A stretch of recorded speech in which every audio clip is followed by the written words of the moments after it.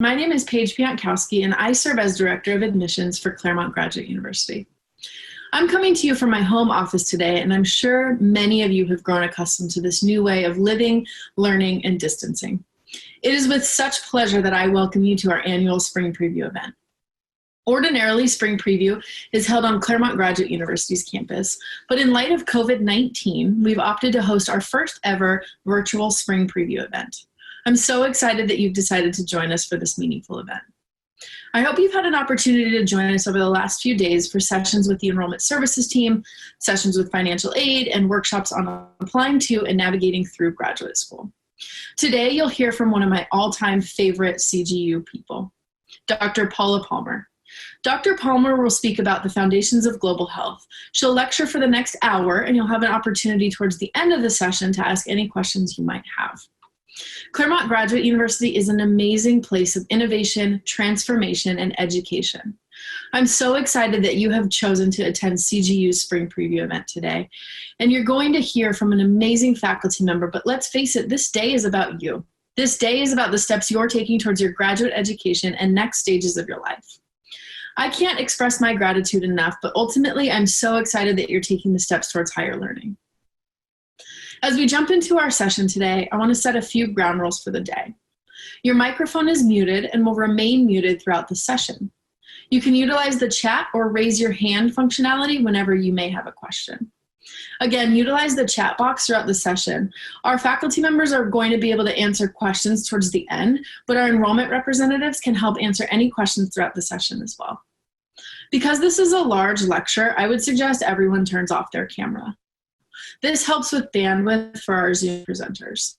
Now I'm going to pass it over to Suzanne Albonasser and Aliana Guzman, who are going to facilitate today's session. Enjoy your session, and don't forget the enrollment services team is here to answer any questions you might have. Thank you.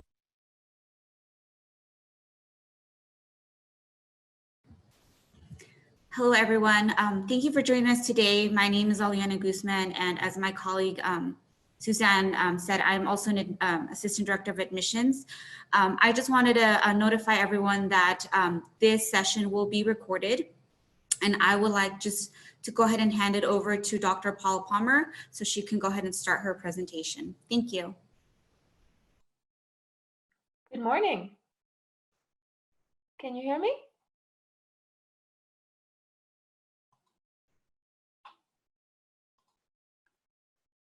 I'm going to go ahead. Yes, I can hear you, Dr. Palmer. Great. I'm going to go ahead and share my slides.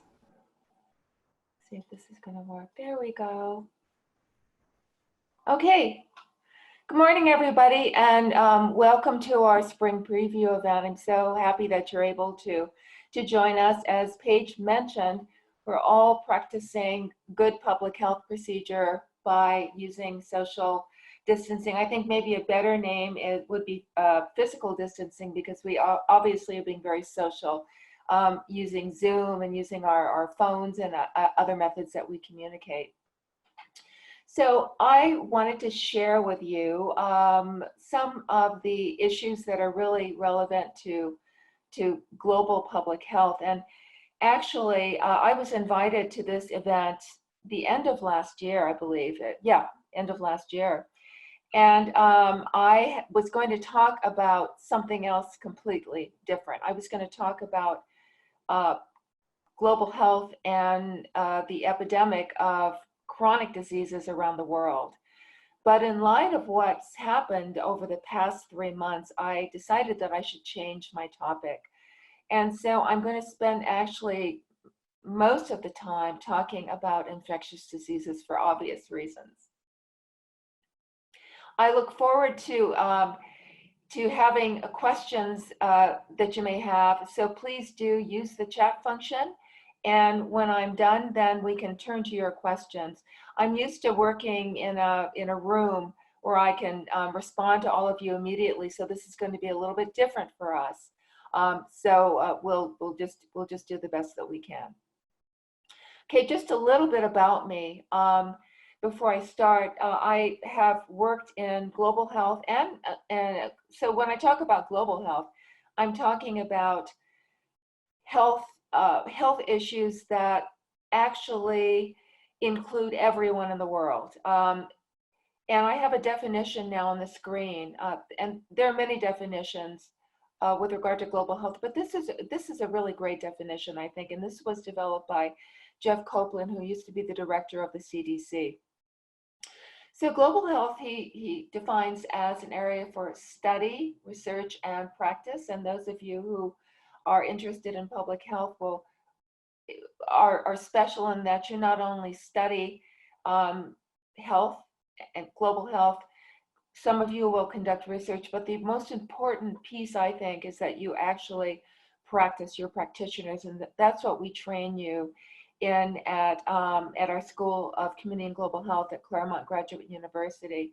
We train you to be researchers, but above all, we want you to go out into the world and we want you to be able to practice, and whether that would be practice at the master's level for the MPH, or whether you might be interested in our Doctor of Public Health program. These are both practice degrees. Anyway, this gives you an opportunity to look at ways of improving health and achieving equity in health for all people worldwide. And equity is another very, very important feature. We can't talk about global health or public health unless we are also looking at making sure that it's equitable for everyone. Global health emphasizes transnational health issues, determinants, and solutions. It involves many disciplines. It's incredibly interdisciplinary within and beyond health sciences, and it promotes interdisciplinary collaboration. And at CGU, we put a huge emphasis on what we call transdisciplinary collaboration, which is one step really beyond interdisciplinarity, in that we bring people from different disciplines together, and together we merge new ideas and new ways of looking at the science and the practice of what we do. And furthermore, global health is a synthesis of population-based intervention with individual level clinical care, or in our sense, it would be public health practice. The word here, transnational, is really important because we used to look at global health as something called international health. In other words, we would go to one country and we would look at one country and their problems. But because of globalization opened up, and globalization changed everything that we do, because a microbe, as we're learning with COVID-19, didn't stop in China. It moved quickly to other countries, and now I believe it's in over 150 countries in the world. Microbes, viruses, they don't understand, boundaries of various countries. And so now when we look at these types of issues, we really have to look at them from a completely global perspective. So let's talk just for a minute, let's talk about globalization and what the impact of globalization has actually been on the world. Globalization, it was and is a wonderful idea. At least many of us think it is, because what it does is it brings infusion of foreign capital, technology. It has done so much to help developing nations create conditions to improve their quality of life.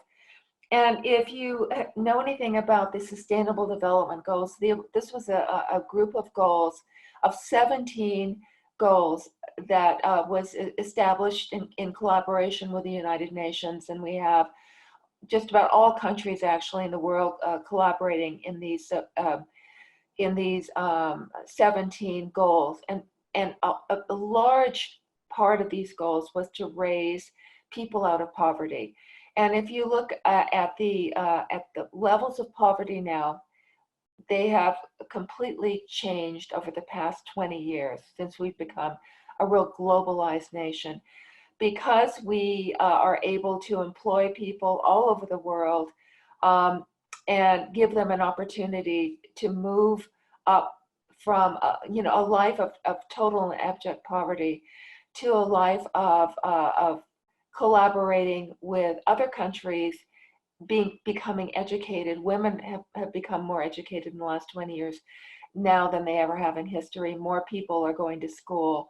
More people are learning new skills, or they're being educated and they're moving actually into the middle class all over the world.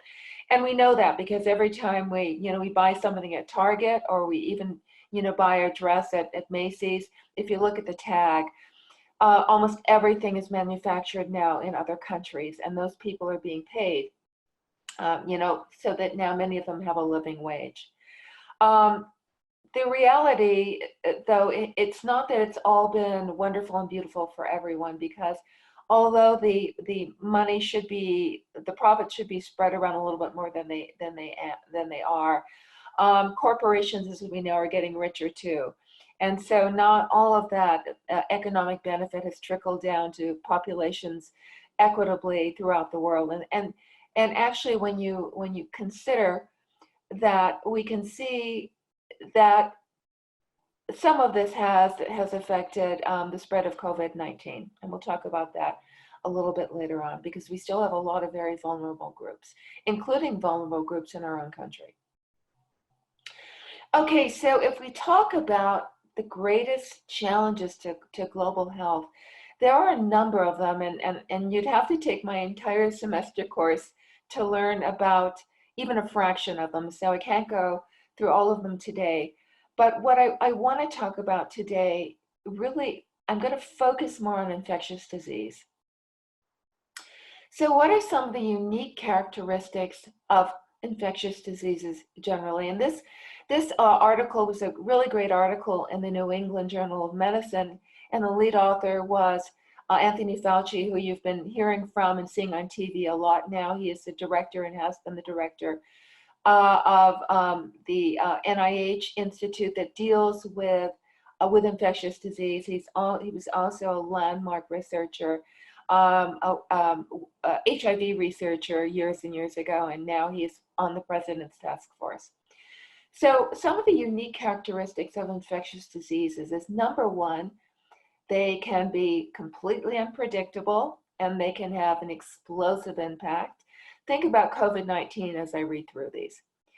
There's possible immunity against reinfection, and we know now that we have the global scientific community looking at what they can do to develop a vaccine and maybe to develop some antivirals as well.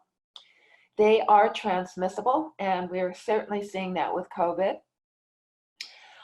They have the potential for eradication. We would love to eradicate them. We've only been successful in eradicating one infectious disease, and that was smallpox back in the 1970s. We've tried and tried and tried, but eradication is a lot more difficult because these microbes, these viruses, are very smart, and they're very good at adapting and mutating. These infectious diseases also have an evolutionary advantage in that they mutate. They mutate rapidly, and they can adapt to us very well. They adapt to living creatures. They have a very close dependence on nature. In fact, some of them are rooted in nature. Tetanus, for example, is rooted in nature. The idea that we could ever eradicate tetanus is impossible because we can't. And they frequently have a derivation. These infectious diseases can co-evolve in other species. And again, that's something that becomes very important when we talk about COVID-19 and other coronaviruses. And we'll talk a bit about that later. Okay, this is a global map, and I just wanted to share this with you. I'm going to be talking today about newly emerging and re-emerging or resurging diseases. And I just wanted to give you just an idea of what some of these are. Now, this map came out of the journal Nature Immunology in 2005. And since then, we've had a few more additions. If you remember Zika a couple of years ago, Zika is not on this map. COVID-19 is not on this map. And another coronavirus disease that is not on this map is MERS, and I'm going to talk a bit about MERS a little bit later on. So the point here is that this map will continue to grow, will continue to have more dots on the map. This really, though, gives you quite an interesting idea about how many of these infectious diseases, these newly emerging diseases, these re-emerging and or resurging diseases there are. One dot that I want to call your attention to is the black dot. So we do have something called deliberately emerging diseases. And if you look at that black dot and you follow the little line that goes along with it, you'll see that that was related to a purposeful or purposely anthrax attack that came earlier in the 2000s, and that was an act of bioterrorism, and that's a whole nother topic. But I did want to bring your attention to that, because that's another thing that we need to realize, that there are actors in the world who will use biological weapons. Okay, first let's talk about some of the re-emerging infectious diseases, because these have been really interesting and troubling from a public health standpoint.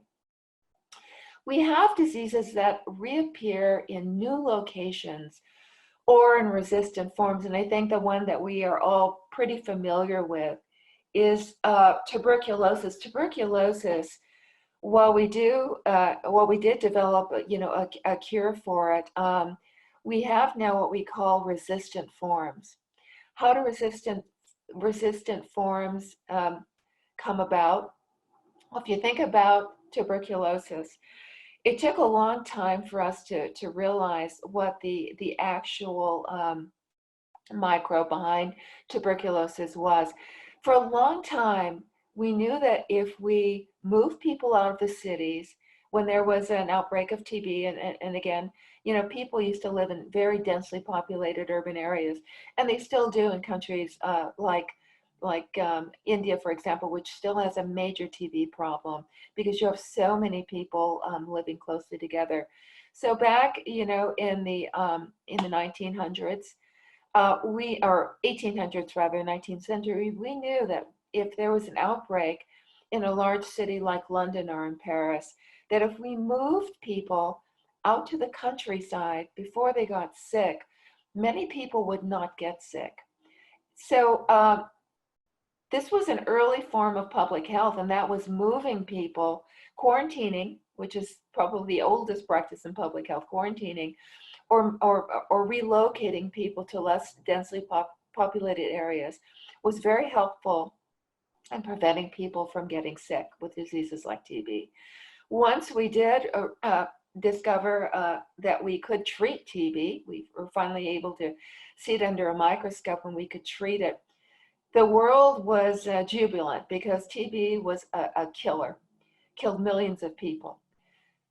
We have the medications, and if you took your full course of medications, and you had to do this for many months, you could beat TB and you were fine. And what we used to do is we used to actually keep people quarantined. After World War II, a number of our American military returned to the United States with TB that they picked up largely in Asia, because we had a large military presence in Asia. And so we set up a number of these quarantine stations all around the country. There used to be a big one, Alleview, which is now no longer a quarantine station, but out in the valley area. And we would bring our soldiers back, and they would have to stay in these quarantine areas until they were free of TB, and it usually took several months. What happened though, once those TB stations were eliminated in the United States, TB was no longer a threat. We began treating TB on an outpatient basis. And so people would be diagnosed with TB, typically at a public health clinic, and they would be given medications, very good medications. But you have to take TB medication for a long time. And what happened? People wouldn't finish their medications, and we're probably all a little bit guilty of that. Many of us will go to the doctor, and we'll have strep throat or something, and we'll get a medication, and we're told take it for 7 to 10 to 14 days. And human nature as it is, will start feeling well maybe around 7 days, and maybe all of a sudden, because we don't feel sick anymore, we don't complete the medication. Well, in TB, that can be deadly, because what happens is we have these multi-drug resistant forms of tuberculosis now, which is like tuberculosis on steroids. And these resistant strains have taken lives, especially in developing nations. The good news is there have been breakthroughs in the last year or two, where there are new medications now that seem to be relatively effective against some of the resistant forms, so that's a good thing. Then we also have other kinds of diseases that might have been major health problems at one time, but we've done a pretty good job of keeping them at bay, or of eliminating them in large population areas. Yellow fever, for example. So yellow fever is really only around now in Africa. We used to have a big yellow fever problem in Boston. We used to have yellow fever all over our coastal areas down south Boston. In fact, that was really the reason, the rationale for forming our public health service back in 1798. Our soldiers, our Navy, these people were picking up all kinds of diseases. And so we needed to, when they came back to the United States, we needed to find ways of quarantining them. And so that was the beginning of our public health service. We don't have yellow fever here today. Diphtheria used to be a childhood disease, terrible childhood disease, but now we have the DPT vaccination, and we don't have diphtheria anymore. We developed a measles vaccine back in the late 1950s, early 1960s, and probably everyone on this call is had their measles vaccine. And we had it well under control in just about every country in the world. We were getting very close to really eliminating it from any problem at all. But lo and behold, we had the anti-vaccination movement, the anti-vaxxers, many of whom don't believe in taking the measles vaccine because of the controversy over the MMR vaccine. And most of you probably know the story, so I won't go too in detail. But basically, there was some research that was later proven to not be valid, and there really is no medical evidence that this particular vaccine causes autism or anything else. But still, we have a number of parents who feel differently about it and who have stopped vaccinating their children. And we've had a few thousand cases in the United States of something that we rarely even saw. Measles is no laughing matter. It is not just a cute disease that you used to see in cartoons, with cartoon characters with little red dots all over them. It is a killer. And so, again, this is a huge public health issue. How do we, as public health practitioners and public health leaders and managers, how do we communicate with the public and get our messages across so that we don't have any more of these killer diseases reemerging? So we have the category that we're probably all most worried about these days, because these newly emerging infectious diseases are scary, because at least with the reemerging diseases, we have vaccines for them if they reemerge. We understand those diseases quite well. We've mapped them. We've taken care of many patients. We've done extensive extensive research. We have vaccines, we have treatments. We know what they are, and we know how to care for them, for people who have them. But with the newly emerging infectious diseases, it's a whole new ballgame. We have to learn everything from the very beginning. And many of them are quite potent, and they're quite tricky to understand in the human host. The one that really drew all of our attention was HIV/AIDS. I was working, I was interning. It was the end of my formal education, and I was doing my formal internship at the Veterans Administration in Los Angeles. And we were all terrified because we didn't know what to do. We didn't really know what this disease was. We knew that people around us were getting sick, people around us were dying.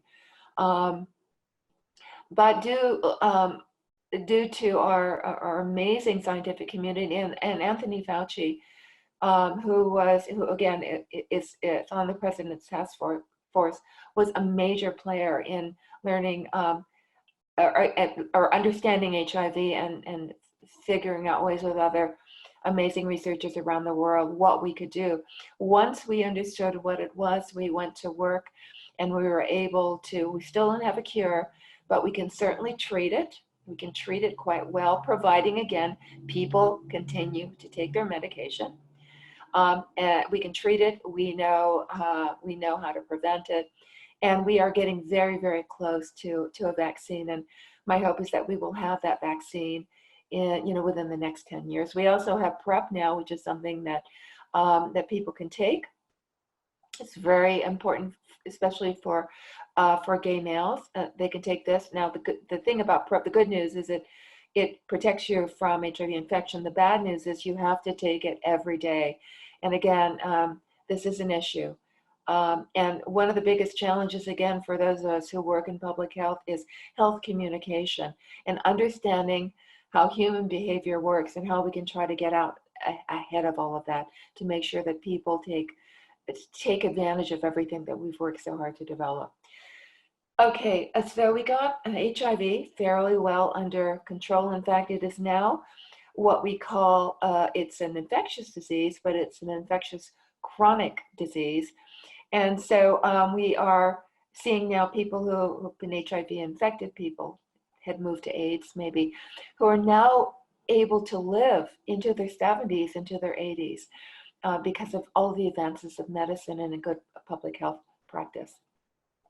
The other issue is now we're treating their chronic diseases, because people who take these medications for HIV tend to be more prone to developing cardiovascular disease, to diabetes, and other chronic diseases.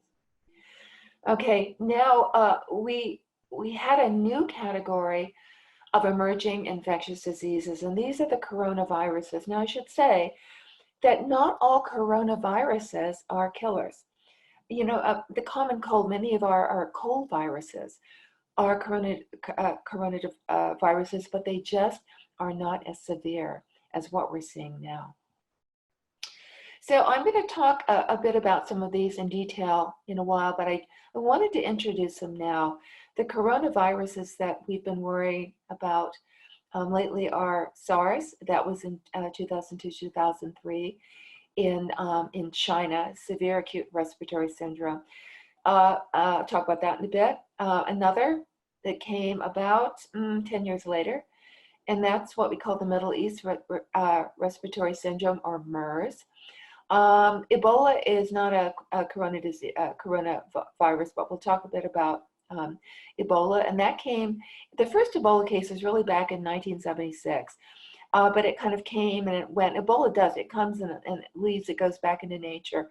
But we've been having a pretty consistent Ebola presence in Africa over the past decade. It will come and it will go. But what we're all living with now, and it's amazing, right, that if it weren't for COVID-19, we would all be on the beautiful CGU campus, and we would be sitting either in the boardroom or in one of our larger conference rooms or classrooms. So COVID-19 is our latest coronavirus, and it's you know, it has similarities with SARS and with MERS. And we don't know a lot about it yet, but we do know that it's operating in a different way. And I'll talk about COVID-19, but much later, in our lecture. Okay, so let's talk a bit more about emerging infectious diseases. When we talk about them, we have to talk first and foremost about our global vulnerabilities and challenges in terms of how we understand them and how we control them. We have to look at some positive, realistic approaches to addressing these diseases globally, because remember, these diseases, this disease, COVID-19, it started in China, to the best of our knowledge. And, you know, within a few months, it absolutely took over the world. We have but close to 90% of the world on lockdown right now. How it's going to end, we don't know yet. We know at some point we'll get control of it, but we don't know yet. We can learn a lot from SARS and from MERS, but it's presenting us with something that those two diseases never did. So a strategy with an emerging infectious diseases is obviously to come up with cures, to come up with a vaccine. But until that, we practice good old-fashioned public health practice. We practice surveillance. So some of you probably have some knowledge of what surveillance is, but let me talk just a bit about it. Surveillance is, no one does surveillance the way public health does surveillance. And that's really what our claim to fame is. So, and that's what our CDC does. CDC is our public health institution. And when we have a case, what we want to do something called contact tracing. So ideally, we have a disease, and our public health departments, generally this would be a local department, goes out and interviews people and tries to find out what that first case was. And we were able to do that. I can let me use the example of SARS. We know that SARS, we found it in Hong Kong. It originally actually, a businessman from Hong Kong was in Vietnam. He got sick, came back to Hong Kong. Finally, once we got a handle on what SARS was, we had people from all over the world, from WHO, from the UK, from the United States, our CDC. We found that first case. And once you find a case, whether it's a first case in Hong Kong, or whether it's a first case in Wuhan, China, for SARS and for COVID, or whether it's maybe the first case that we find here when we have some kind of an outbreak, we can then talk to all the people that was in contact with that person, or if it's a case of some kind of food poisoning, who else ate at that restaurant, and we can then trace all of these people. It's complicated, it's time consuming, but once we trace them and we trace their activities and where they go, we can then move to a point where we can contain. We know what our perimeters need to be of containment. We can contain, we can quarantine, we can isolate, we can call in the National Guard if we need to, we can call in the military if we need to, if it's something really serious. And we can set up perimeters and we can contain. And that's ideally what we wanted to do with COVID, but we didn't. And we're not always able to contain. And when we can't contain, we move to the next stage, which is mitigation. In other words, we try to work with it the best that we can to bring it to containment if at all possible, at least in some places. Very important thing we need to do, we need to educate. And most of this education, the unsung heroes of public health education are public health practitioners. We have education, wonderful education practices that you'll learn if you come to study with us at CGU. We have our CDC, that we have a whole branch at the Institutes of Health. We have a tremendous presence when it comes to health communication at the, I'm familiar with the one at the National Cancer Institute because that's where most of my funding has come from, where we work on learning as much as we can about human behavior so that we can develop public service announcements. We can develop door-to-door campaigns if we have to. We can mobilize communities. We can provide education in doctors' offices. So that's really something that the public health community is excellent at, and we have to do that. Now we've been trying to provide more and more education about hand washing. Yeah, and so education and then avoidance. And we're working now with avoidance, right? We've got our social distancing, or maybe a better name maybe is physical distancing. Whatever it is. I was in I had to leave my home yesterday because I had to go grocery shopping. There's nothing to eat left in my house. And it was interesting because in the stores that I went to, they actually on the floors of the stores, and you may have seen these already, they have paced out these areas 6 feet distance.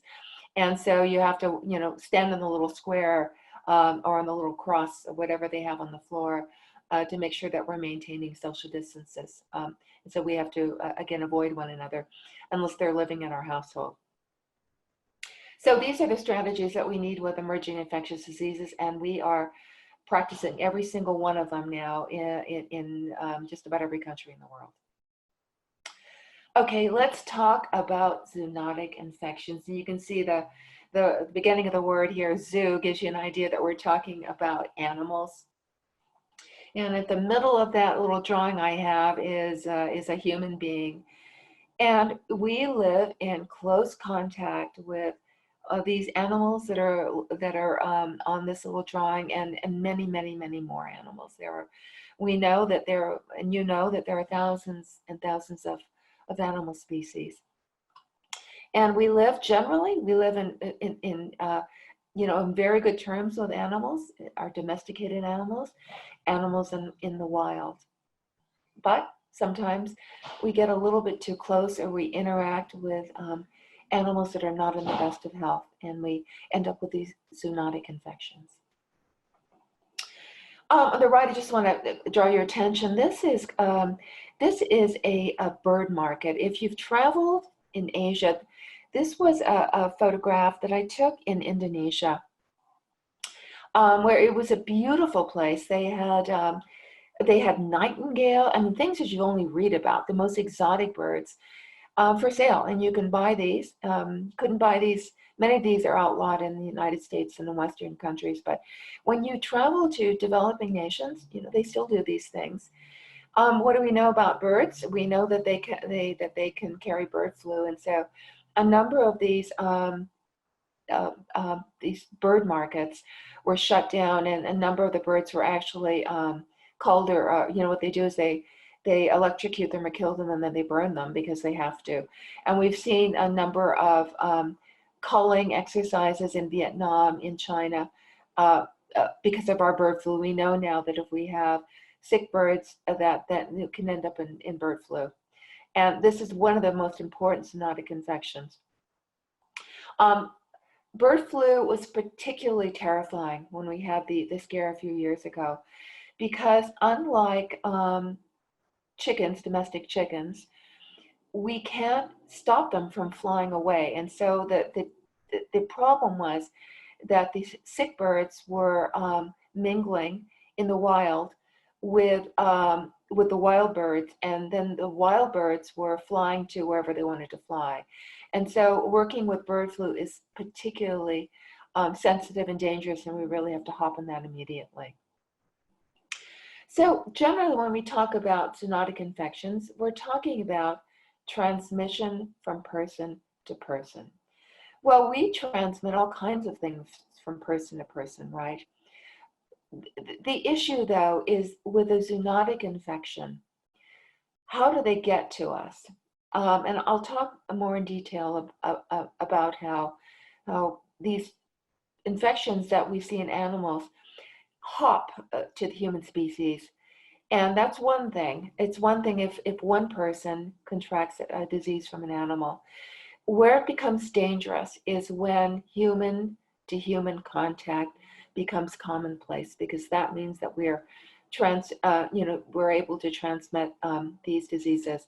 And COVID is especially interesting because it seems that in the case of COVID, we are able to transmit this disease before it ever becomes apparent that we have it.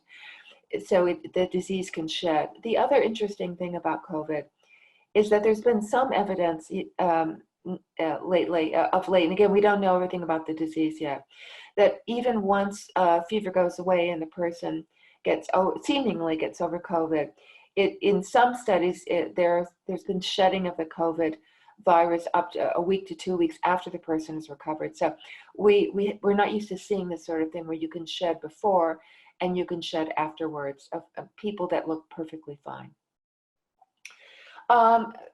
We get these zoonotic infections from either, typically these are things that we inhale. So we get them from spores, we get them from contaminated dust, we get them from people sneezing, coughing.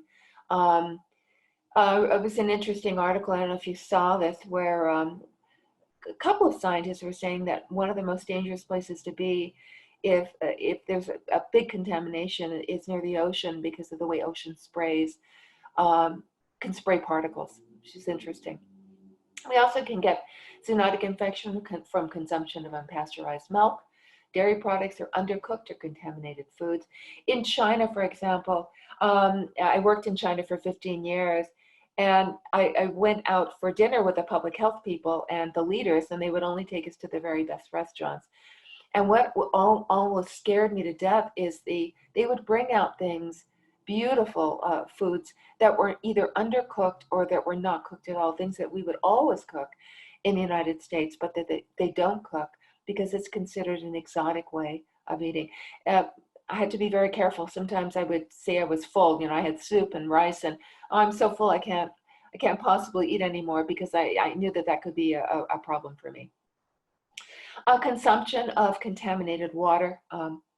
Skin exposure to spores. So in some diseases can actually, they can be transported to your skin, and you can become sickened, generally by, rubbing that spore. Maybe you're scratching your arm and then putting your arm to your face.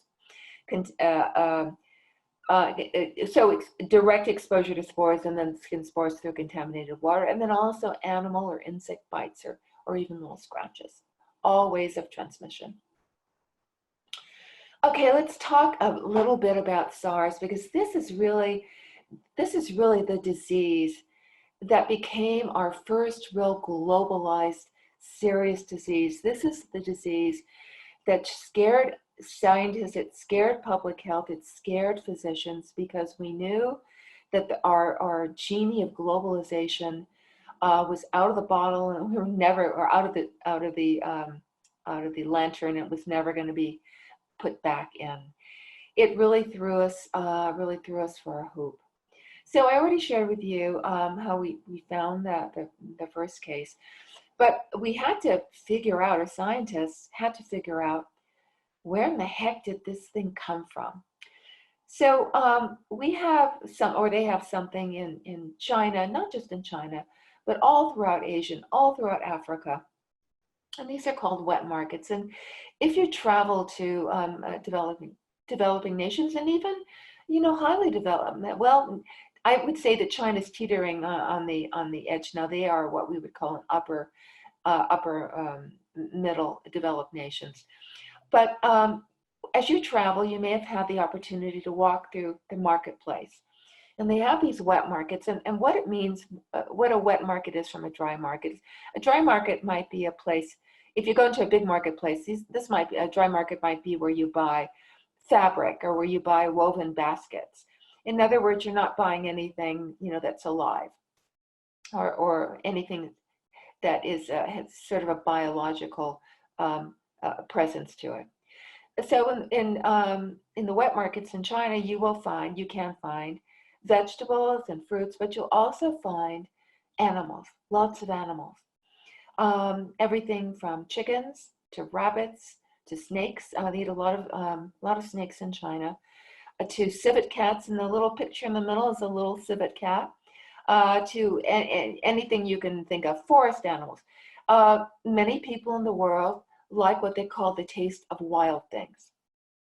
It's no longer necessary in China to eat everything in the forest, because China has really moved their people out of poverty. But it is tradition, and sometimes it's medicinal, and sometimes it is just what they consider delicious.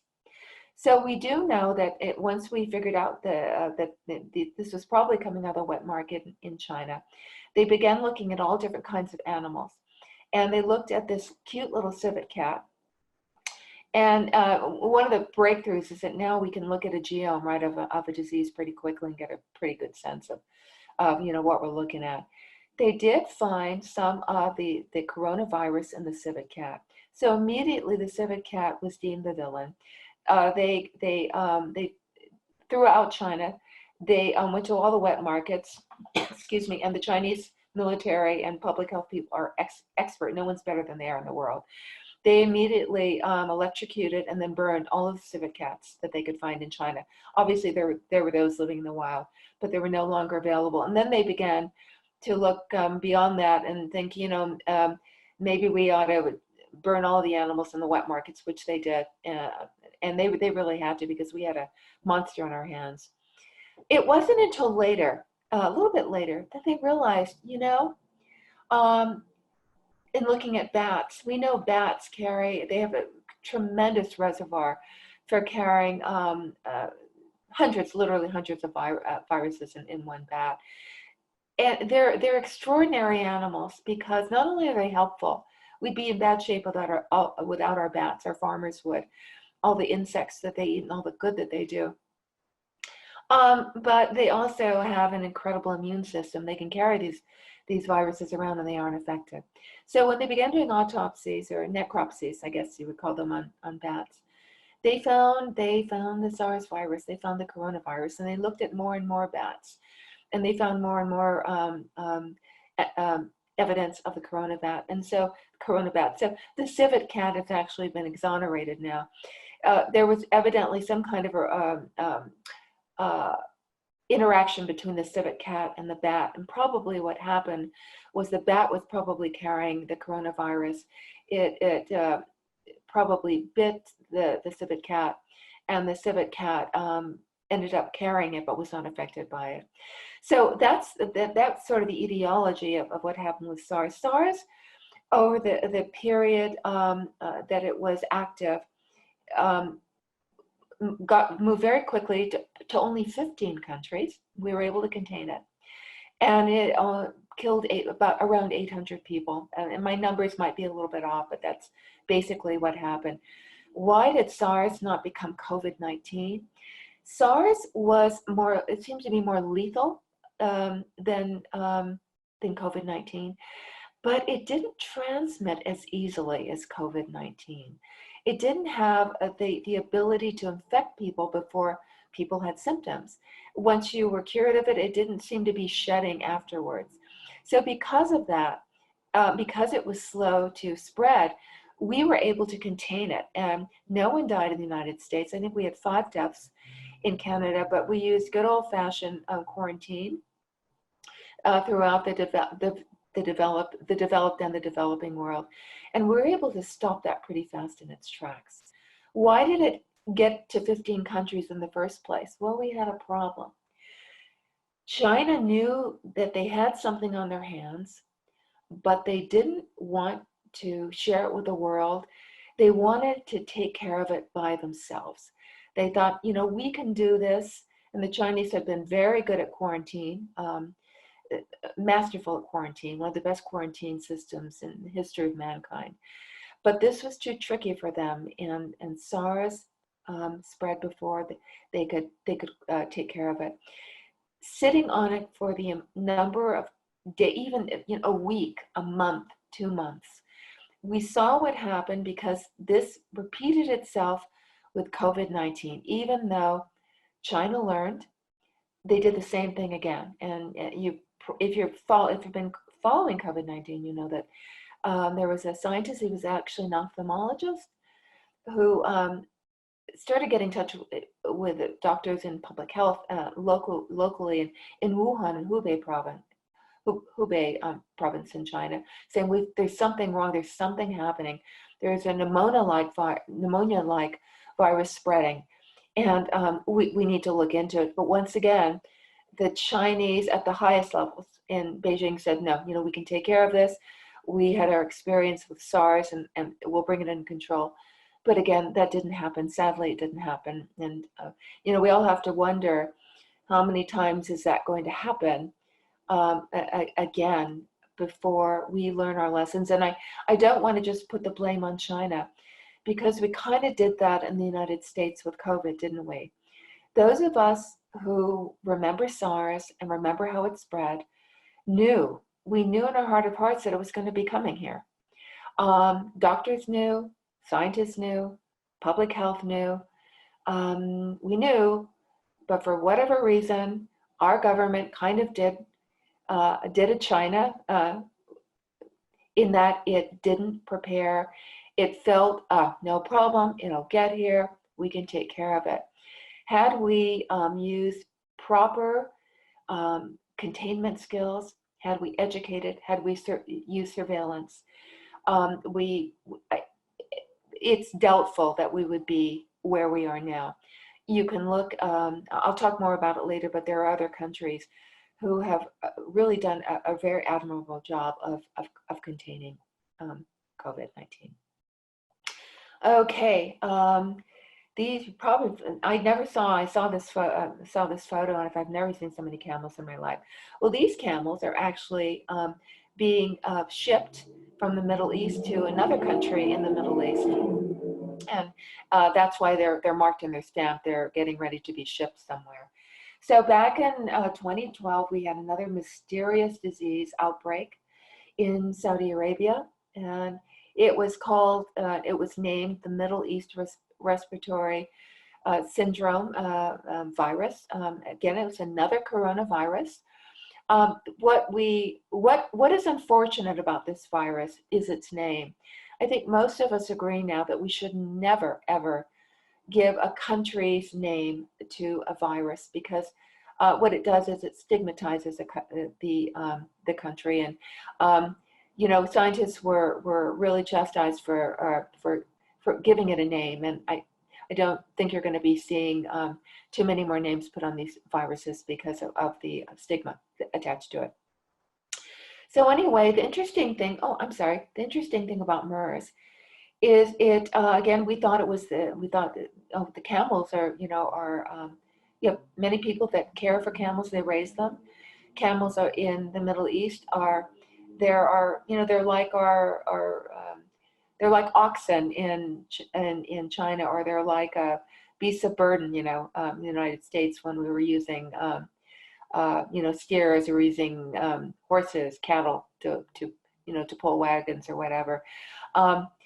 Very, very important to Saudi Arabians and other people in the Middle East. People started getting sick. They realized that some of the camels were carrying this virus, which they identified as MERS. And so it had skipped species. It had jumped over species and gone from camel to human. Once again, after some close research, the consensus is now that once again, bats actually might have been the original carriers of MERS, and it certainly was a carrier. If it wasn't, it certainly was a carrier, and it helped to spread the disease. Because it can be spread in many ways. It can be spread through excrement, and not just necessarily a bite from a bat or a scratch from a bat. So the thing about MERS is there's still cases that break out from time to time. We've had a few cases in the United States. No one died here. We've had, as of 2019, we had about 2,000 to 3,000 cases of MERS globally. The bad thing about MERS, though, was that it had a relatively high fertility or mortality rate. So between 20 and 30% of the people that got it died. With SARS, it was lower. It was maybe around 20%. With our seasonal influenza, it's about 1%. With COVID, I'm hearing different numbers, so I'm not quite sure. We know it's more than our annual flu bug that comes around. It seems to be less than the other coronaviruses, but again, I don't know that we're ready to to say that we know exactly what the mortality rate will be. I've heard Dr. Fauci say it's 3 to 10 times higher than our seasonal flu, but it remains to be seen. So we've done a pretty good job of containing MERS. So it hasn't really been too much of a problem. The country that did the best with containing MERS was Korea. When it got to Korea, they did a very good job of contact tracing, of surveillance, and they contained it. And if you look at South Korea's approach to COVID-19, you'll see that they did a very good job of helping to flatten that curve. And why? Because they used the strategy that they used when they had to contain MERS a few years back. Ebola, I won't go too much into Ebola except to say that it's a horrific disease. It's one that occurs and reoccurs. The bad news about Ebola is 50 to 60% of the people who get it die. The good news about Ebola is that we have a vaccine now. Now it's a matter of how we're going to use that vaccine. Right now they're not vaccinating. It's not mass vaccination. They're using it when at the early signs of an outbreak. We'll see just how effective it is. It's pretty effective. Whether it's the perfect Ebola vaccine, I don't think we know yet, but that is a very, very good story, and it's a real success story for an emerging disease. How do people contract Ebola? Well, again, our friends, the bats, were involved. They seem to be pretty involved in these corona diseases, although Ebola is not a coronavirus, but bats can carry all kinds of things. The interesting thing about Ebola is a lot of it comes from what they call Africa bushmeat. And so it might be that you have people who are hunting and they might find maybe a sick chimpanzee or a sick gorilla. And so what they might do is that, once they would slaughter the animal, and even not only sick ones, but even healthy chimpanzees that they hunt, or other monkeys and apes. And then they eat that meat themselves, but then they also bring it to market. And when they bring it to market, obviously other people, maybe outside of their area, buy it, take it back to where they live. And so you have an issue again of containment that can be very, very difficult. Another issue that's hard, and I haven't talked much about culture, and I won't too much in this lecture, although I would have to say our School of Community and Global Health, we're always talking about culture because it undergirds everything that we do in health. If you don't understand the culture of a people, you cannot practice good public health. How do you tell people whose mainstay of meat might be something that might be a transmitter of Ebola? How do you tell them that they can't eat that anymore when they have nothing else to eat? So again, we need to look at substituting. If they can't eat what they're eating, how do we come in? How do we train them to grow certain crops? How do we give them startup money so that they can start raising domesticated other kinds of things that we have in other countries, cattle, hogs, whatever it is, so that they don't have to rely on food sources that are potentially deadly. One that we've had good experience with here in the United States, especially in the West, is West Nile virus. This is our zoonotic disease. How did it get here? Well, one of the big problems we have is because of globalization, all kinds of things come in the country, and they come to the country very easily. So this particular virus came from the Nile Valley. It came into the United States through New York through an illegal bird handler. Some of the birds got sick, some of the birds died, but some of the birds were sold to other places that were in the United States, all the way out to California. Some of the birds escaped and they went out, and they have infected our wild birds in California, for example. And so in this, you can see this drawing here. So the host this virus can be carried around by the birds. And then mosquitoes bite the birds, and it's a cycle where they continue to share this infection. Unfortunately, these mosquitoes bite humans, and that is the mode of transmission of West Nile to humans. But horses were affected too by a type of bird virus.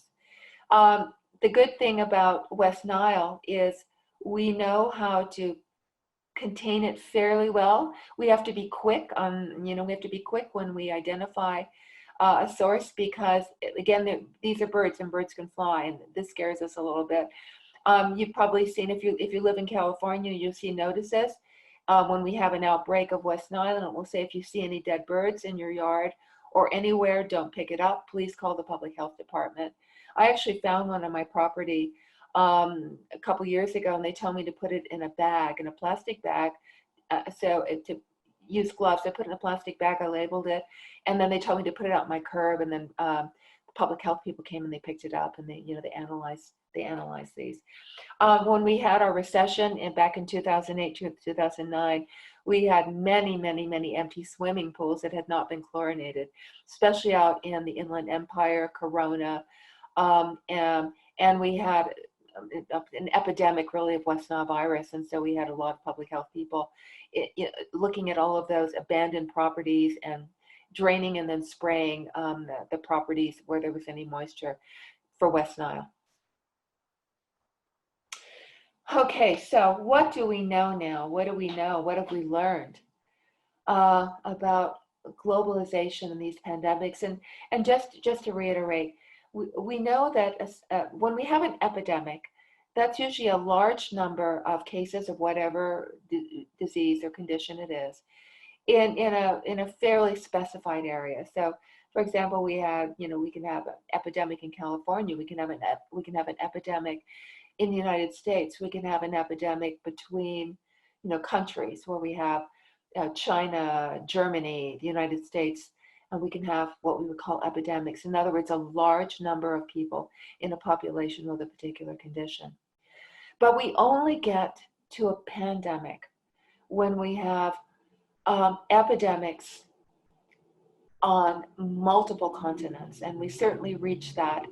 And in fact, some people were very critical of the World Health Organization, that they waited as long as they did to say that this is a pandemic, because we had cases really on just every continent with the exception of Antarctica. But some of the WHO said, yes, we have them on all continents, but some of the outbreaks are small, and so we don't feel it warrants a pandemic. We think probably because WHO, while being a great institution, it is also a very political institution. And there might have been some blowback from some countries saying, can we avoid the pandemic word for a while? Let's wait and see what happens. And that it might have been China. The first cases were in China. China was already in kind of hot water and not look so didn't look so well in the eyes of the world after SARS, and then to have another disease come up and be called a pandemic with China at the source wasn't something that China wanted. But we finally did call it a pandemic. So just to recap, the majority, and this is important because where do these pandemics come from? Can we expect any more? Why weren't we as prepared as we should have been? What will this mean for life as we know it? What's it going to do to our economy, not only to our economy, but the world economy? All very, very important issues. Well, it's interesting because of all the infectious diseases we have in the world now, 2/3 of these infectious diseases come from animals, some kind of animal. Fully 2/3 of those that come from animals come from wild animals. They come from wildlife. And why is that important? It's important for a number of reasons. It's important because while these animals may carry the potential for these pandemics, these epidemics and pandemics, what is our responsibility as nations, as individuals? What are we doing to make this happen? What is our role in helping to create these pandemics? Well, actually, we have quite a large role. We have a lot of human-animal interaction. Yeah, we all have our cats and our dogs and our birds, but on the, on the bigger screen, there are people who are selling illegal animals. They're selling them all over the world in black markets. The West Nile virus, that was a very, very good example of what happens when you sell things illegally on the black market. And this happens, the amount of traffic, the number of animals that are being sold that should not be coming into countries, because we tend to when you bring an animal into another country, what do? You may be able to bring it in, but we put these animals under strict quarantine. It could be months that we quarantine these animals. But if it's on the black market, you can do your transactions on the World Wide Web. You can find all kinds of ways of bringing animals into countries. Every now and then you'll hear a news story, like the guy not too long ago that had had 10 snakes on his body or something. He just wrapped them around his body in pouches. But when he got to customs people noticed that his shirt was moving. They thought, what is this? And then they found the snakes. But all kinds of animals are transported, and they all have the potential for being the starting point of a zoonotic infection. So we have to be very, very careful about what we do. But we also bring many animals in legally, and maybe we aren't quarantining them as long as we think. The little animal, the photo on the left under majority of wildlife, this was a raid, and this was I believe this was in China. This was a raid in this particular area. This was after the SARS outbreak. So many of these animals were confiscated. The cute little animal in the center photo is called a pangolin, and it lives in China. They have them in other countries too, and they are adorable. They look a little bit like an armadillo. The Chinese and other Asian cultures love these animals. They love to have them as pets, and in some cases they love to eat them too. So again, bringing these animals into your home, having them as a pet, and or buying them at the wet market and then eating some of them, again, you have a propensity of starting another pandemic.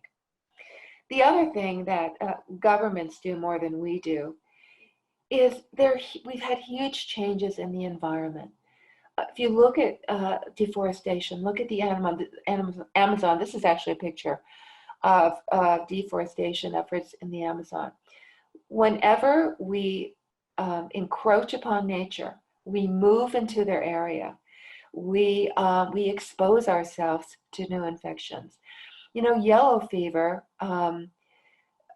was a terrible scourge in Boston. Obviously, we didn't have it until it was brought from Africa, and it wasn't brought from Africa until we had explorers and we had people who were colonizing parts of Africa and who were cutting down parts of forest so that they could build cities and towns.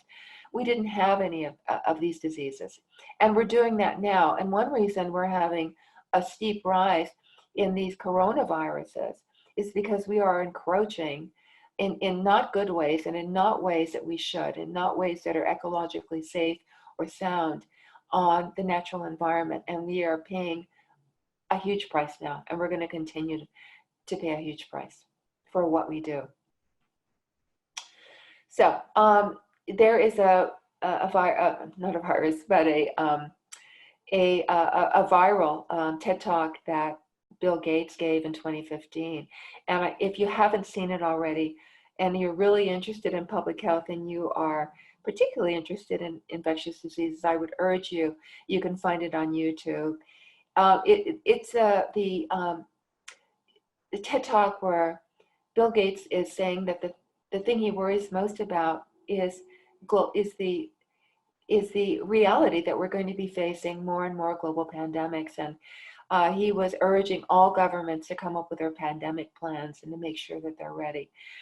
You know, it's probably something that no government wants to think about. And because we haven't ever had to deal with anything like we're dealing with now, you could shove it to the side, you could push it off. But we can no longer do that. And I think the greatest lesson that we're learning now is that we do have to pay more attention.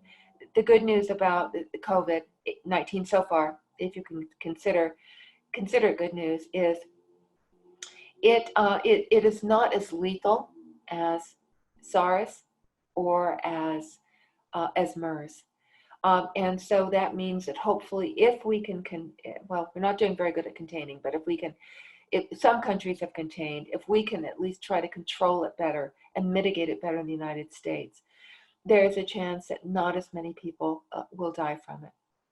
But still, we do have to worry because the next pandemic might be similar to Ebola in that 50 to 60% of the people will die, and it can take a long time, 1 to 2 years to develop a vaccine, if you can figure it out.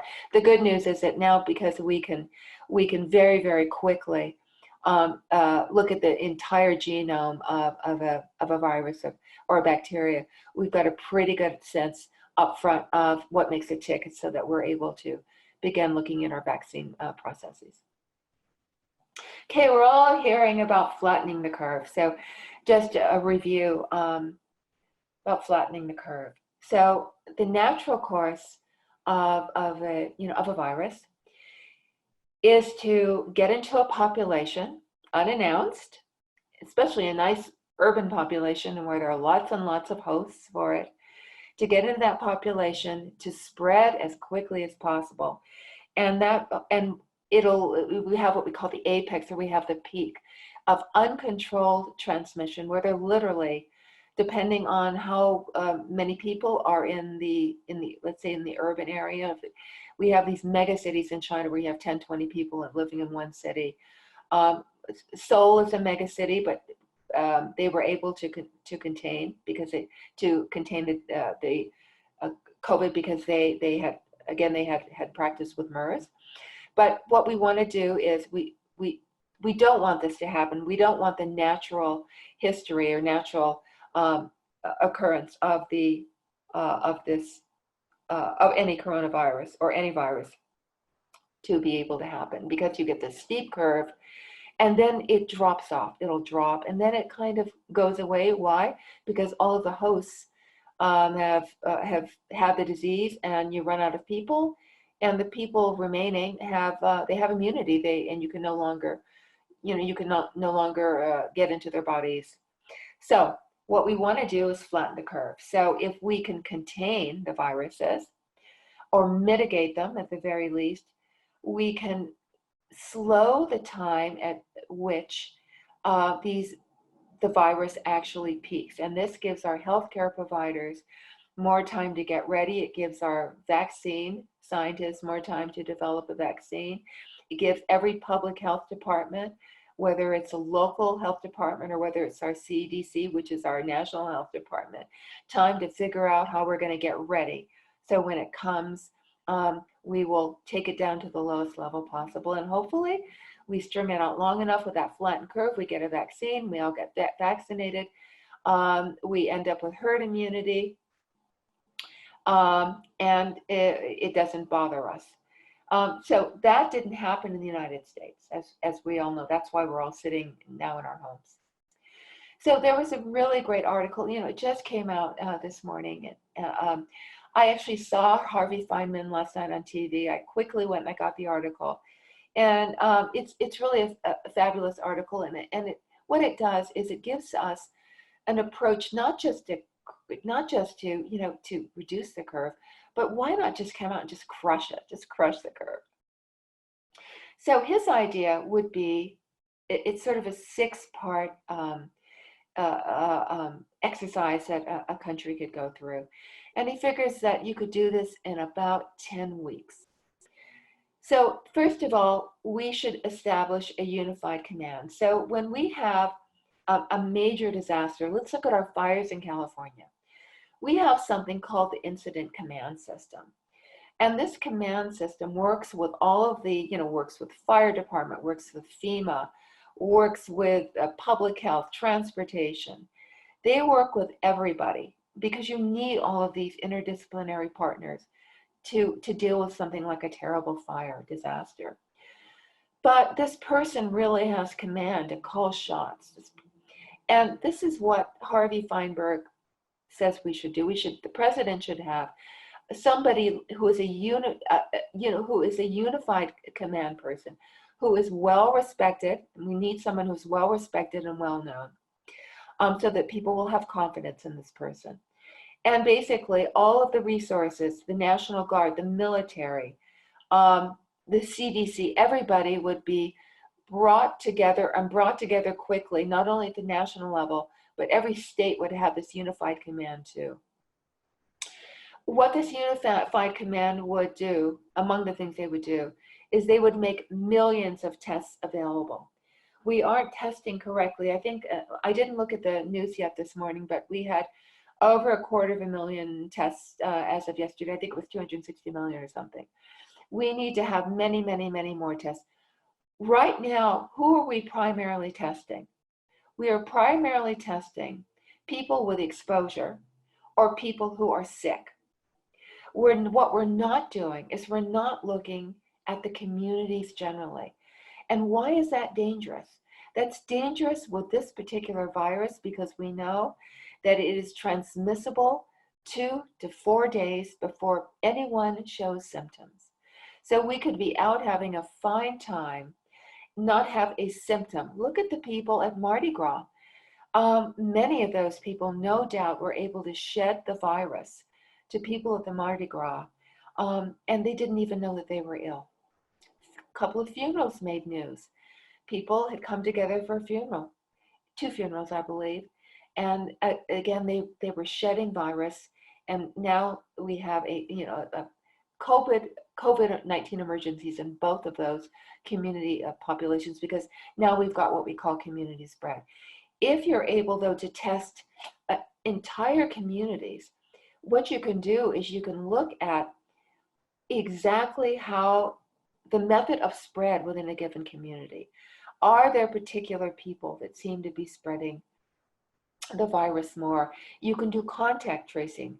As soon as you get a person who's sick, you can talk to all of the people that they've been in contact with, similar to what they did with SARS. And then you can follow the trends and you can figure out how this COVID-19 works. That's what we should be doing. At this point, I don't know whether we're going to be able to do it. We keep hearing that there are millions of tests available, and yet we don't know where they are. There was an interesting article in the LA Times. It was actually a visual. I should have put it into my presentation. I forgot. I'm sorry.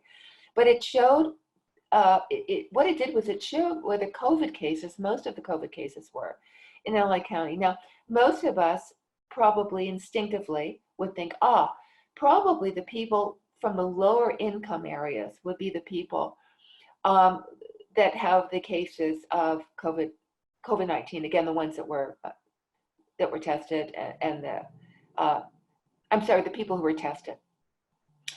It was an absolute reverse in Los Angeles. Who had the most number of tests? People in Brentwood, Beverly Hills, I believe in Palos Verdes, kind of the high rent district. They had the most. They had the most testing. They also had more cases. Why? Because these are people who travel a lot. Many of these people travel for business.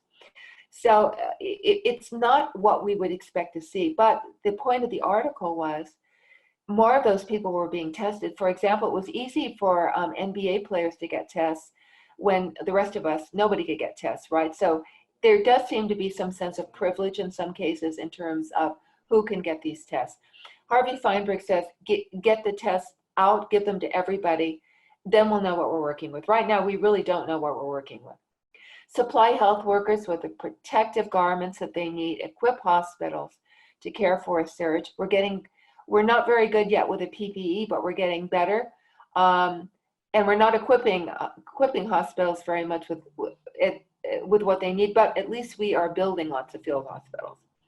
Differentiate the population in 5 groups. And again, you do that by testing. So you've got groups of people who are sick, you've got groups of people who might be showing the beginning of symptoms and aren't quite too sick yet. You have the people who have tested positive. You have the people who are not showing anything or are healthy at the time, and maybe you have another group of people who tell you, or you find out who are exposed but haven't shown anything at all. So you divide these people up, and then depending upon the testing, you move them into groups. You'll know what to do. You can social distance people. You can treat people sooner. So one of the great benefits that Germany has probably done the best job at this. Now, again, they started a little bit, South Korea did a fabulous job, but again, Germany had the benefit of starting a little bit later because it took a while longer for COVID to get there. So what the Germans did immediately, they had early lockdown. They had millions of tests. They were testing all kinds of people at very, very, very early. People who were sick, they had what they call the COVID corona control. And they have all of these health workers who go to homes with anybody who is sick at all, even if they're not very sick yet. And they drop in on them every single day to make sure, to look at how the disease is progressing. The other thing, and they treat them with with supportive treatments, make sure they have good food, everyone's well nourished. And then if people are sick, they started in Germany intubating people before they became seriously ill. What we're doing in a number of countries now, and we're doing it in the US, we're waiting until it's the last resort, right? We're waiting until people are so sick they have to be intubated, primarily because we don't have enough respirators. But in Germany, they go in sooner, and they find if they get in sooner, people recover more quickly. So I think Germany and South Korea are 2 models for us. Another thing that Germany does, one of the most important things about the immune system is to keep your stress at a low level. What people are worrying about now is how they're going to pay their bills, how they're going to buy food. We have a number of European countries, Germany, Denmark, Norway, the government is taking over, making sure that anybody who works gets a full paycheck, gets between 75% and 100% of their paycheck, so they don't have to worry about that. They don't have to worry about having a job when they come back. They don't have to worry about their rent or their food or their medical care in Germany, because everything is every side it's socialized as universal health care in Germany. We have people in this country who know that their tests are going to be free, but we don't yet know what the medical bill burden is going to look like in this country. We can only hope that Congress is going to step in and do something. Important, and this for all of you soon to be, I hope, public health students and public health leaders, we need to learn to inspire and mobilize the public. Inspire in what way? We need to give them hope. We need to make them part of the picture. We need to go into communities and involve communities, train communities, the leaders, stakeholders, community-based organizations, how to be the first people that move on providing education when we get the hint of something like this. We need to build more trust in our government, and that's a tough one. Germans, if you look at the latest this latest study of COVID, the German people really trust their government. So when the government tells them to do something, they do it. We don't trust our government so much in this country. Part of it is our rugged individualism. For example, if you look at the map, I think we have maybe 10 states left that have decided that they're not going to do the shelter-in-place order. Well, it's one reason is we don't have an order coming from the federal government like they did in Germany. So we need to, and we also, our current government tells us different stories. We hear somebody in the government telling us this, our mayor telling us one thing, our governor telling us another thing. We have expert scientists telling us another thing. No wonder we're confused. We have too many voices telling us what to do. So our government and our public health needs to inspire our trust, and they need to mobilize the public. And this is really where you public health folks will come in. And we need to learn while doing from fundamental research. So if we have millions and millions of tests, we can begin looking at more of the data we collect as a wonderful opportunity for a research project around COVID-19 or any other virus we may see. We can watch it in motion, we can learn more about it, and if we can learn while doing fundamental research at the very beginning of an epidemic before it becomes a pandemic, there's a much better chance that we're going to be able to come up with a vaccine and antiviral. So, we have the antiviral Tamiflu, which you can take and can help to lessen the symptoms of the flu. It would be great to have something like that for COVID-19 early on. Another thing we have to do, we must improve international emergency response coordination. This is just an example. This is from WHO. I'm sorry, I left my citation off, but this is a quote. U.S. agencies had to wait for 7 months for funding to respond to the Zika outbreak, which threatened the safety of the American people and weakened other health capabilities. Those of you may remember Zika just 2 or 3 years ago. Again, another zoonotic infection that came up from some of our South American and Caribbean countries. Why did it take 7 months? Because we couldn't get our act together. We need to get our act together so that we could be working with the other countries in the Southern Hemisphere and we could all coordinate, but it just took us so darn long. There should be emergency funds available. Zika finally did get some emergency funds, but they were late in getting those. Commitment to continued global health leadership. This is from the National Academies of Science. The United States needs a global workforce because of system limitations. There's a standing vacancy rate of more than 30% for overseas positions within the Department of Health and Human Services. Now, again, this came out in 2017. Most of you probably know that our current administration in Washington doesn't believe in big government. Well, part of big government is big money to public health and research. And so I think our Congress is going to be looking more at this now and figuring out how we make it mandatory that we have more money in our pandemic. Well, we need to restore a pandemic office, first of all, but that we have more money and that we have more supplies in our national or in our federal pandemic storage, because we just didn't have enough now. And we need to make sure that we understand that we are global. There's no way that we can go back to becoming an isolated country. It isn't going to work. And if we're going to be playing on the global field, we need to have the kind of weapons readily available for us to take on any further epidemics and pandemics. So just some closing global health central messages. Although, the lecture today was kind of doom and gloom, overall, we have made amazing progress in improving health status over the last 50 years in this country, but in the rest of the world. People used to die. The bad news, and one of my colleagues at the Ministry of Health in China said, I said, what are you worrying about?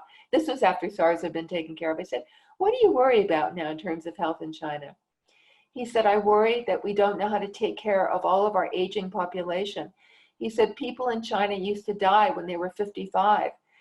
They would just die naturally. We didn't have to worry about the aging population. He said, now they're living to 75. So, when we improve one thing, we create new problems. And of course, we want people to live as long as they can in a healthy way. But we too, in this country, are dealing with all of our baby boomers who are, living long lives. Strong links among health, human development, labor productivity, and economic development. And I think, much of what I talked about today talked about these strong links. we have to learn everything we can about ways of keeping people healthy. We have to develop people through education, through improving their economic status. You know, people who are not living in poverty can buy better food, they can have better health care, they have less stress, and they can remain healthy, so that when they, you know, when they're exposed to various contagions, they've got a strong immune system to help fight that. We definitely need to continue with our economic development everywhere in the world. Again, health status is determined by a variety of factors. We need to keep people healthy. We need to keep people working. We need better public hygiene. Even if you go to many, even middle and higher developed countries, their hygiene just isn't all that great. We need water and sanitation. It is absolutely criminal that in 2020, the world hasn't gotten together to make sure that every country on this planet has clean water and good sanitation and better education. You know, we can do all of this. We know how to do this, but we don't do it. And I think we need to examine ourselves. We need to examine society and look at why we're holding back and why we're not providing this for every single person on the planet. And again, with our global collaboration and cooperation, why that's so important is if we had something called PREDICT, capital PREDICT. It was a global network funded primarily by $200 million from the federal government for countries to work together in predicting, understanding, and learning how to fight pandemics. Unfortunately, that office was defunded by our federal government a couple of years ago. It's a complete travesty. What they're trying to do now is recently $20 million was thrown back into another office now in the federal government that has taken up looking at the pandemic. We need to bring PREDICT back because we need to have that global collaboration, and we need to have people cooperate. We need people, and this is my last point, we must insist on transparency. If China were transparent with SARS, it never would have left, probably it wouldn't have left China. If we were more transparent were more honest with ourselves about the fact that COVID-19 was going to come to American shores, we would probably have a flattened curve already. We have the tools, we know how to do the right things, but unless our leadership, political leadership, and our public health leadership, and I hope I have some budding public health leaders out there, our public health leadership, our scientific leadership, if we don't collaborate, if we don't share, if we're not transparent, we may one day be facing that pandemic that we're not able to control, and that has the highest mortality rate that we have ever seen. So this is what I wanted to share with you today. I hope that it was helpful. And if you have any questions, I would be most happy to answer them. I think we have some time put together with chat. So I'm gonna stop my share now so that I can see. I don't know. Do we have any questions? I'm not seeing them up here. Maybe we have a couple here. No, I don't have any questions. Did anyone post anything? I will tell you what, if we end up not having any questions from the audience, I talked to Suzanne this morning, and I think they're going to make my email and my phone number available. Best would be email. Please email me. I would be thrilled to contact anybody by email or by phone if you want to talk about this. Anything having to do with global health. I do actually a lot of community-based participatory research, and my specialty really is more along the lines of chronic diseases. So, but I'd be happy to talk to anybody.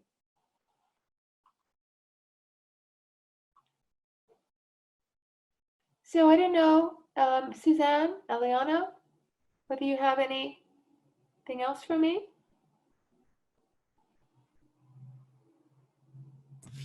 Thank you, Dr. Palmer. That was great. At this moment, if any of you have questions, please feel free to type that in the chat box.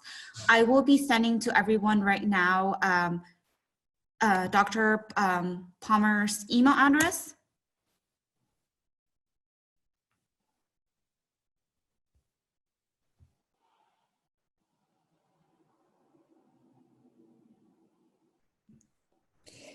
If no one has any questions regarding the lecture, we'll also open up a little Q&A for admissions if people have questions regarding that.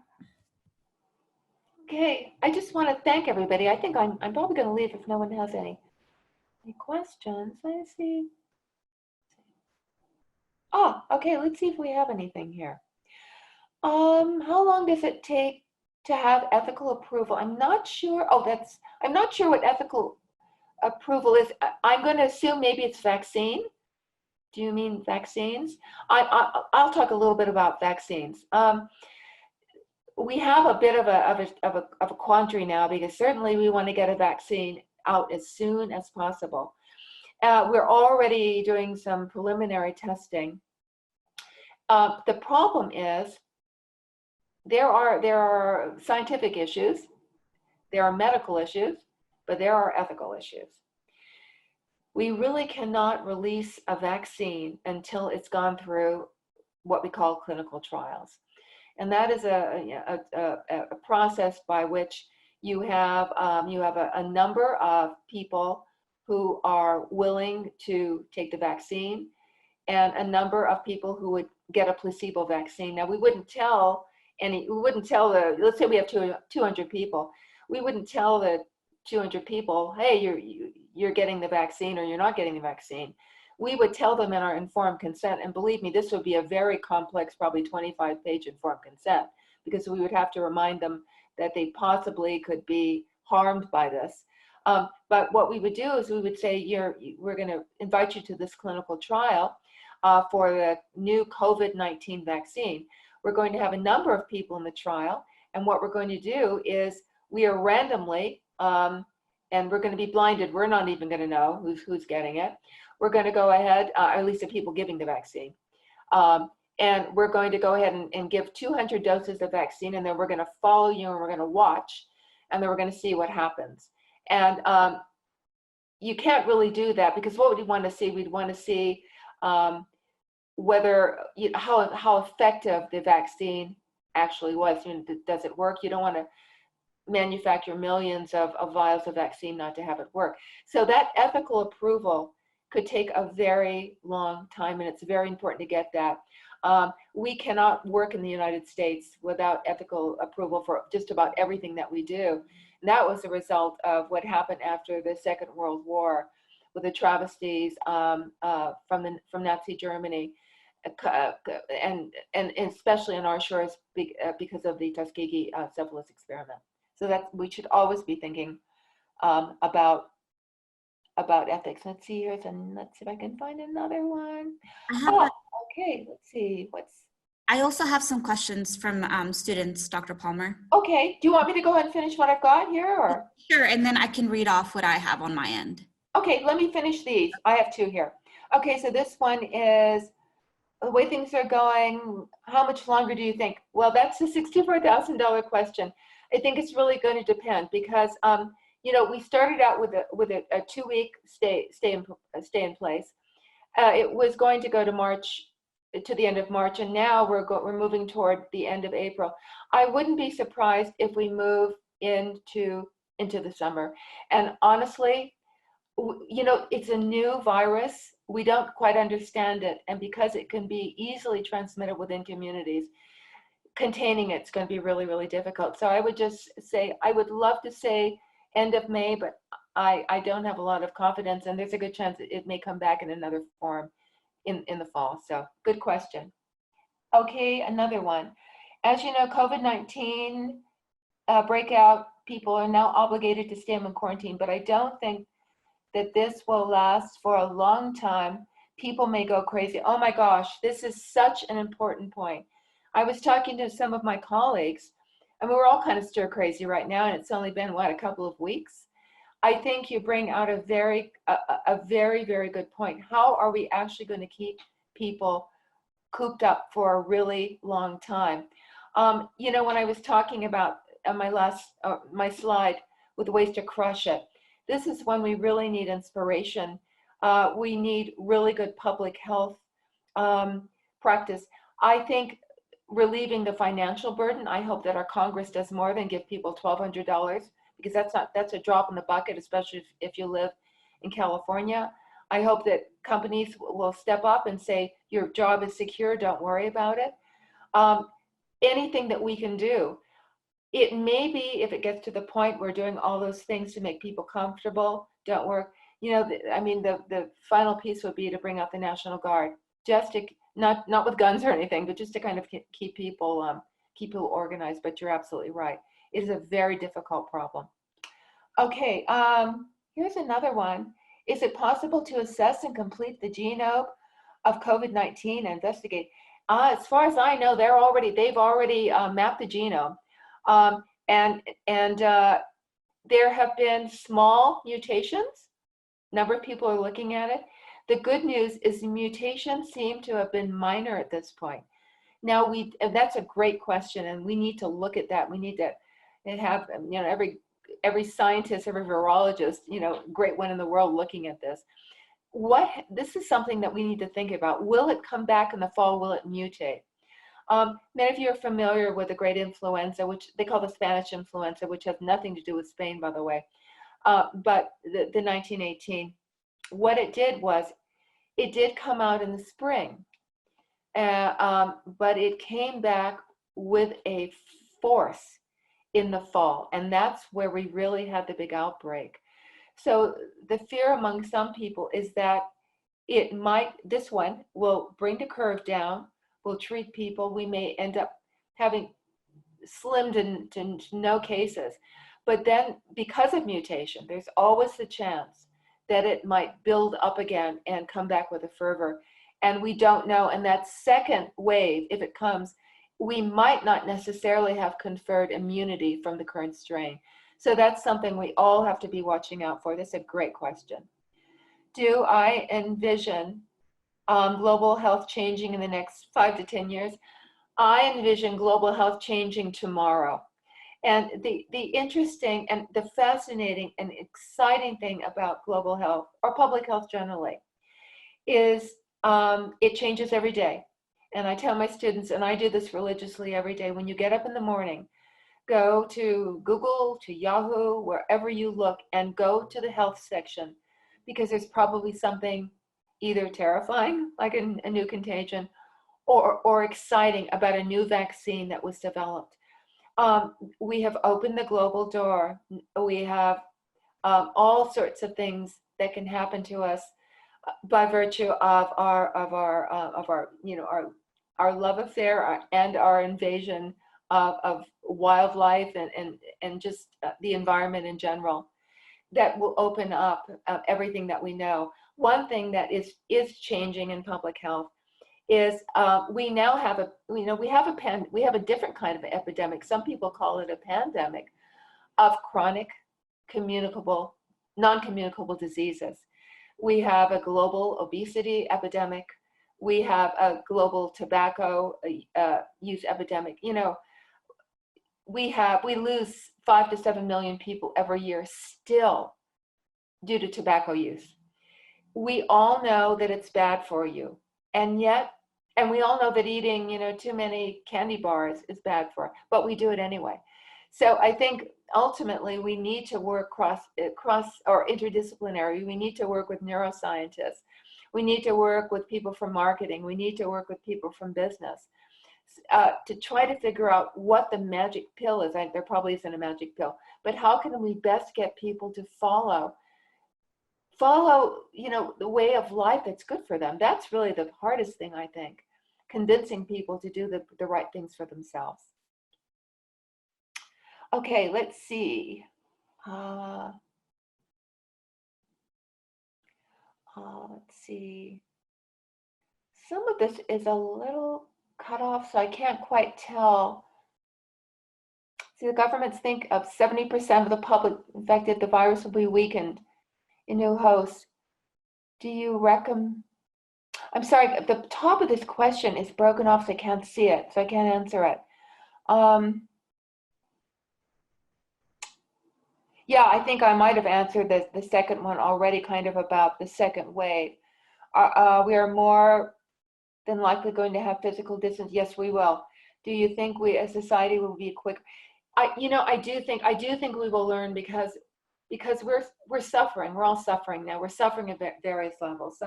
Some people are suffering from poverty and from being in the hospital or having relatives in the hospital from COVID. Some of us are suffering because we're very social creatures and we want to be out in the world. There is a whole scheme. I think people will be better, but I think our government will be better. I think whoever is in power come fall, whether it's President Trump or whether it's somebody else, I think that Congress is going to tighten up, if not for health reasons, for economic reasons. We cannot withstand this.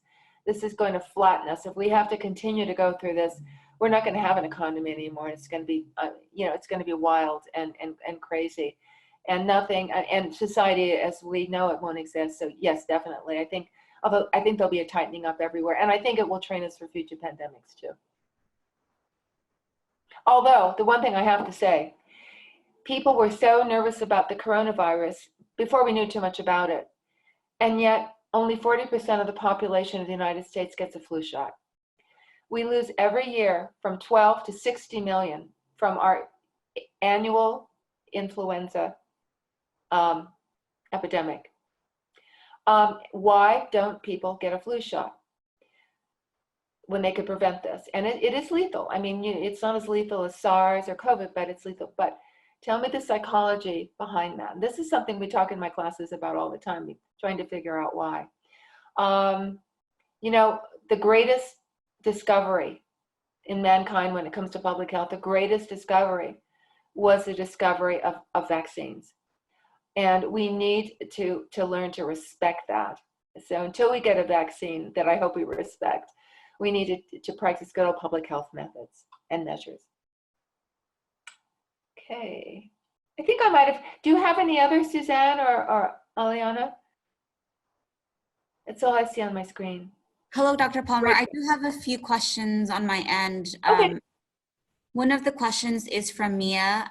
How do you see the coronavirus affecting your research or your role as a professor? Oh boy, that's a fantastic question. Well, for my research, I'm already looking at getting a Quick Start grant. I do a lot of work with ethnically diverse populations and underserved, underrepresented populations affected by the social determinants of health. And what I want to do is get some money so that I can start serving, and I can do that. I can do that electronically because I have communities I work with. And so what I want, but I want to pay them an incentive. That's why I want to get the money. But what I want to do is I want to find out what social distancing means to them. When you're from a collectivist culture, how do you social distance? So, and that's very important for this. So it's actually propelling me into new research fields, and that's a great question. If I were in the field collecting data right now, which I'm not, the current study I'm working on, my data are all collected. I would basically have to stop my study and put it into hibernation, and a number of my colleagues have had to do that. Now we just have to stop and wait, until we can go back out again. In terms of my teaching, well, basically what you got today from me was what I would be doing, or what I am doing now with the courses I'm teaching.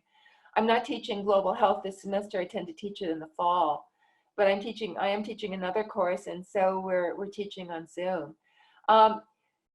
I'm still going through the same material, and I think the students, we're getting used to it. We'll be in our third week. And, the nice thing, I do a lot of interactive work. I break people into groups. I use case studies a lot. We know that it doesn't remain in your brain unless you practice it. You have to do it. You have to, explore, investigate.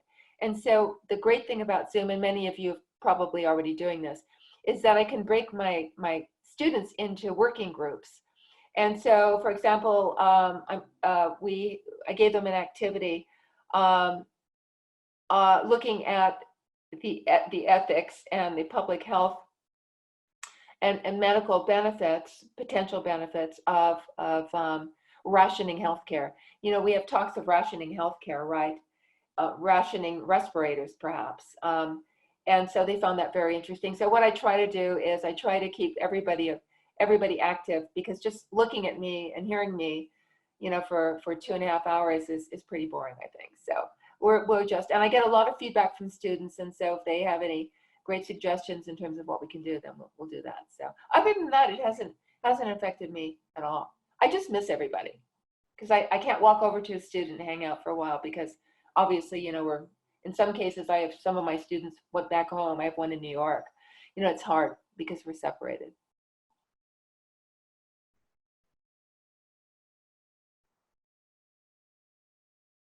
There's one here. Suzanne, shall I read it? One on my screen, a new one. This one is, I know some people are worried about the world economies, how the world economies will bounce back. How do you think the global pandemic will affect public health, business, research, academics, technology, and the science medical communities moving forward? No, it's not a long question, and it's absolutely probably the most important question we need to ask. The only other more important question is, how do we get rid of this virus, or how do we deal with it so we don't have more people who are sick and dying? Well, I can tell you what happened with SARS. With SARS, more people went back to study public health and medicine, and more people that I know who teach medical technology had more people coming into the field. Many people became impassioned, and I think will become impassioned, because you're sitting at home and you're watching your TV and you're watching all of this stuff happen. And how many of you didn't think to yourself, God, I wish I could do something. I want to be out there. I mean, I've been thinking that. I wish I could get out there and do something. So I think it's going to raise more awareness about what public health actually is. Sometimes I don't think people understand what it is. It will be good. It will be eventually. So there's, in terms of the bounce back, it will be very good for businesses eventually. We will come back if we get through this and we're not hit, and if our hit down again too heavily in the fall, and if our government supports us so we can keep people mentally healthy too. They need to be paid. People need to feel secure. I have no doubt that we'll bounce back. One of the thing that's going to help us, and one more thing, this is really important, and I almost forgot it. As you watch everything that's happening, I know I can't see you, so I can't ask you to tell me. I think we've seen how inadequate our medical system is. We just don't serve enough people, and we don't serve them the way they need to be served. How many people might be terrified to use their medical services because they're afraid that this will break the bank if they have to be hospitalized? How many people who are undocumented might be terrified to seek out services for fear that they'll be shipped back home? How many people don't even have a place to go, don't have current access, that are completely lost? I mean, those of us who have health insurance are the blessed ones. We can, I can call my doctor as soon as I leave this lecture today, and I can have telehealth. I can go and buy medicine. So I'm hoping that what comes out of this is a re-geared, equitable health system. We need a health system that fits everyone. I don't know if it's Bernie Sanders' universal health care. I don't know if it's Joe Biden taking Obamacare and expanding it. I don't know if it's something that we haven't even heard of, but maybe because of this disaster, all of our scientists and public health people and medical folks will get together, figure out a system that works for all of us, one in which we're all transparent. And I just hope that the people who typically, the insurance companies and some of the pharmaceutical companies, can figure out a way to bring the cost down so that everyone can have first-class medical care. It's kind of a long answer too. Anything else? I have a few more questions here. One is from Jenny. Her question is, what do you think the roles of school, what role school play in the pandemic? Let me see. I believe especially using the education system as a strategy to flatten the curve. So can you repeat that again? I'm not sure I quite understand it. So I believe there's two parts to her question, but I believe she wants to know what role the school plays in the pandemic. What our school plays in the pandemic? Schools in general, I believe. Schools in general, what role they play in the pandemic? Mm-hmm. I'm not. I believe she means like how we can use the education system as a strategy to flatten the curve. Oh, well, yeah. Well, I tell you that I hope I'm answering this. You are potentially the next generation of public health leaders. We need better leadership in public health. Granted, in this case, the CDC, which is the premier public health agency, I will tell you, in the world, many countries model their entire public health system from ours. Unfortunately, during this pandemic, the CDC has not been allowed to function the way it normally functions. I don't know all the politics, but there are definitely politics involved. Once we get through this hurdle and once we bring our CDC back, many of you, I hope, will work in the CDC, maybe do some training in the CDC, and become public health experts. But many of you may do other things that are allied. Some of you may end up academics yourself. You may end up training the next generation. Some of you may go into medicine. A number of our students get an MPH and go on to get their MD. Some of you may go on and get PhDs. Maybe the science bug, the research bug bites you, and you want to be a person who is involved in vaccine development, or maybe you want to be involved in working with people. Maybe you want to specialize in health communications. How would you best communicate the health messages that people have? So I think that can work in many, many, many ways. I'm not 100% sure that I answered your question. And what was the other part of it? Wasn't there another part of this question?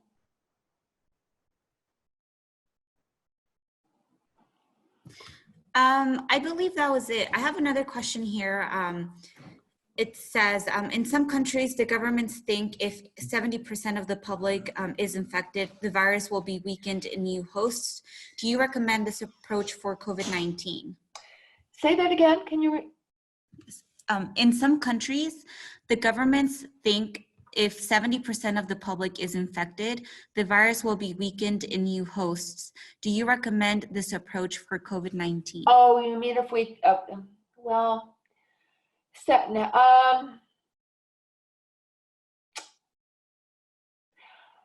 yeah, I don't know. I don't know. And the reason I'm hedging is because I don't understand COVID-19 enough.